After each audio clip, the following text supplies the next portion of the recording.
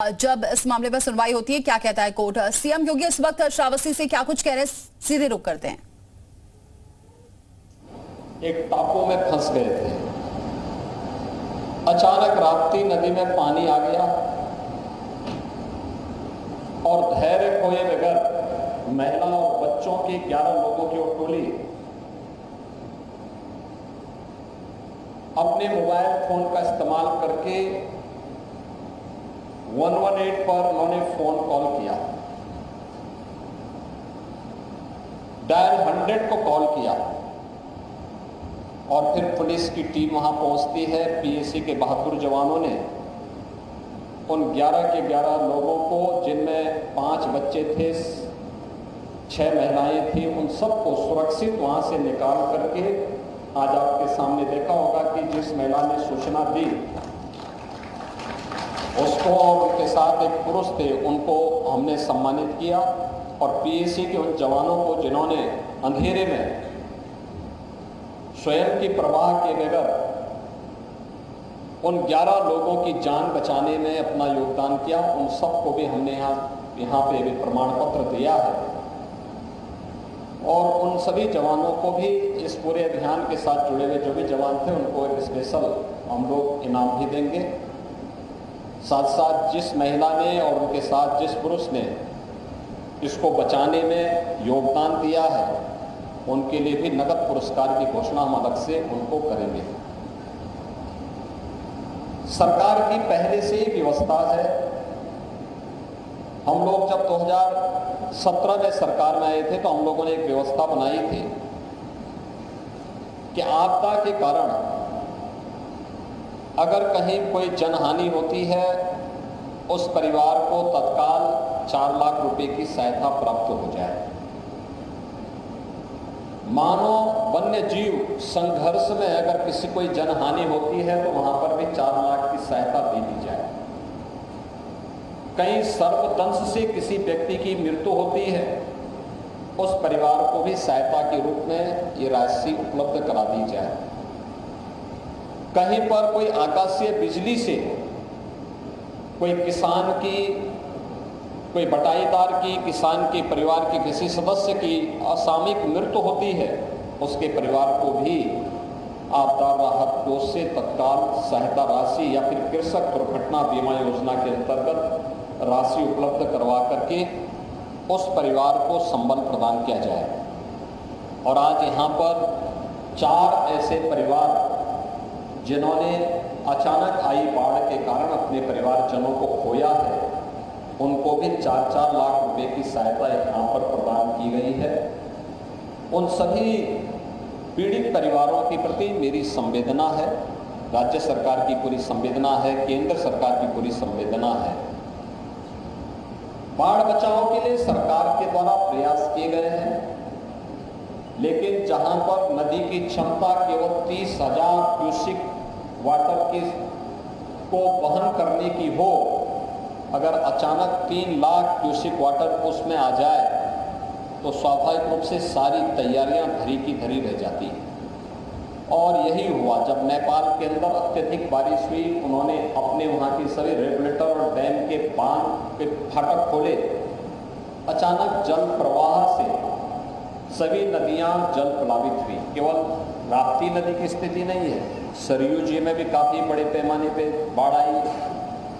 बड़े पैमाने पर हम लोगों ने शारदा नदी में भी देखा, कल मैं पीलीभीत और लखीमपुर खीरी में भी था। सैकड़ों गांव इससे चपेट में आए हैं और वर्तमान में अगर हम देखेंगे तो 12 जनपद इस अतिवृष्टि के कारण बाढ़ की चपेट में आए हैं, जिनमें 33 तहसील हैं, 633 गांव हैं। इसमें कुल 17,97,000 की आबादी इसकी चपेट में आई है, जिसमें पशु भी प्रभावित हुए। 18,000 से अधिक पशु भी इस अचानक जल प्लावन के कारण, बाढ़ के कारण प्रभावित हुए हैं। 1,45,000 से अधिक कृषि भूमि भी इसकी चपेट में आई है। इसके लिए हम लोगों ने सभी गांवों में एनडीआरएफ, एसडीआरएफ पीएसी की फ्लड यूनिट और स्थानीय स्तर पर नौकाओं की व्यवस्था भी की है। एक व्यवस्था की गई है कि जगह जगह बाढ़ चौकियां स्थापित हों जो समय समय पर सूचनाएं भी देते रहे, और इसके लिए पूरे प्रदेश भर में अगर हम देखेंगे तो 1033 से अधिक बाढ़ चौकियां स्थापित की गई हैं, जिनके माध्यम से इन सभी 923 बाढ़ चौकियों की स्थापना की गई है। और जहां पे बाढ़ पीड़ितों को रखा जाना है, 1033 ऐसे स्थान हैं जहां पे शरणालय बना करके बाढ़ पीड़ित के घर में पानी भर गया या उस किसी को रेस्क्यू करके लेके आना है तो उनके लिए भी ये व्यवस्था की गई है। इसके साथ साथ यहाँ पर उन सभी क्षेत्रों में अन्य तमाम प्रकार की सुविधाएं उपलब्ध करवाने का कार्य हो रहा है। अगर हम लोग श्रावस्ती की बात करें तो श्रावस्ती में जो बाढ़ से प्रभावित क्षेत्र हैं, 116 गांव पूरी तरह या आंशिक रूप से बाढ़ से प्रभावित हुए हैं। 15 गांवों में कटान की स्थिति है। 76,000 की आबादी इससे प्रभावित हुई है।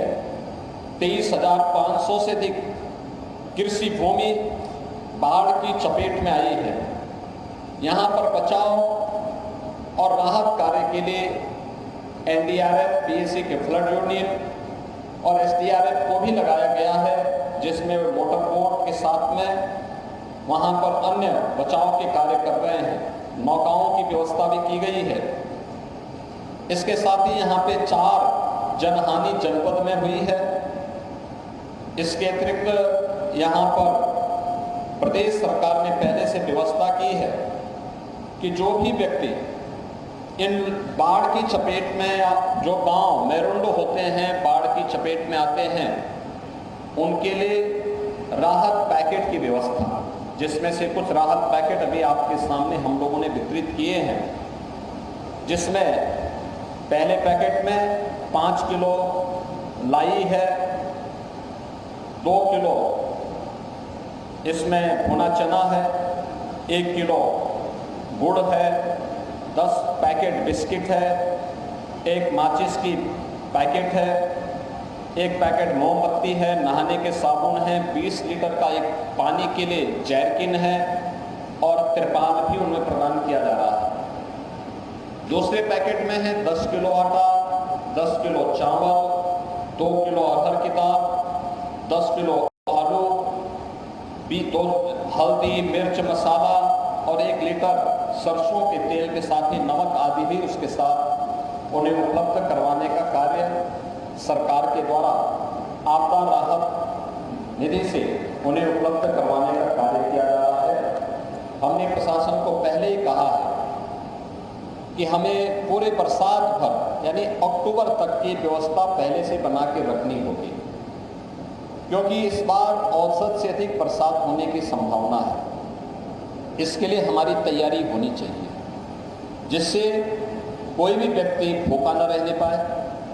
जहां शरणालय बनाए गए हैं वहां भोजन की व्यवस्था, दोनों समय भोजन मिले, इसकी व्यवस्था हम सुनिश्चित कर लें। जहां पर लोग गांव के अंदर सुरक्षित हैं लेकिन पानी से घिरा हुआ है, उन्हें हर 15-15 दिन में इतना राहत की सामग्री उपलब्ध करवाते रहें, जिससे परिवार भरपेट भोजन पा करके आराम से अपने को वहाँ पर गांव में सुरक्षित कर ले।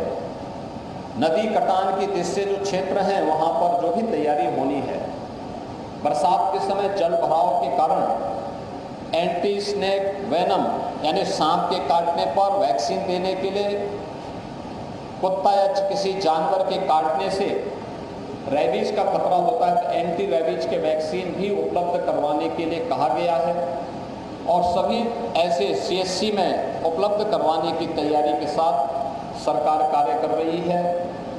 हर गांव में नौकाओं की व्यवस्था हो, इसके लिए भी निर्देश दिए गए हैं। बचाव और राहत कार्य युद्ध स्तर पर होना चाहिए और समय पे राहत के कार्य सभी को प्राप्त होने चाहिए। इसके लिए सरकार पूरी प्रतिबद्धता के साथ कार्य कर रही है। आज मैं श्रावस्ती और बलरामपुर जनपद के भ्रमण में इसीलिए आया हूँ। मैंने अभी उन परिवारों से भी मुलाकात की जो लोग सुरक्षित 6 और 7 जुलाई की रात्रि को पीएसी की फ्लड यूनिट के द्वारा निकाले गए। उन लोगों को सर्टिफिकेट भी यहाँ मैंने वितरित किया है। इसके अलावा राहत और बचाव के कार्य को युद्ध स्तर पर आगे बढ़ाने के लिए प्रशासन को निर्देशित किया गया है। जनप्रतिनिधिगण भी युद्ध स्तर पर बचाव और राहत के कार्य से जुटे हुए हैं और मुझे पूरा विश्वास है कि समयबद्ध तरीके से किए गए प्रयासों का परिणाम सामने आएगा और पीड़ित के घावों पर मलहम लगाने में प्रशासन स्थानीय जनप्रतिनिधियों की मदद से सफल होगा। आज के इस अवसर पर एक बार फिर से सभी पीड़ितों के प्रति मेरी संवेदना है और मैं उन्हें इस बात के लिए आश्वस्त करता हूं कि सरकार हर संकट में उनके साथ खड़ी होकर के उन्हें हर संभव मदद देगी।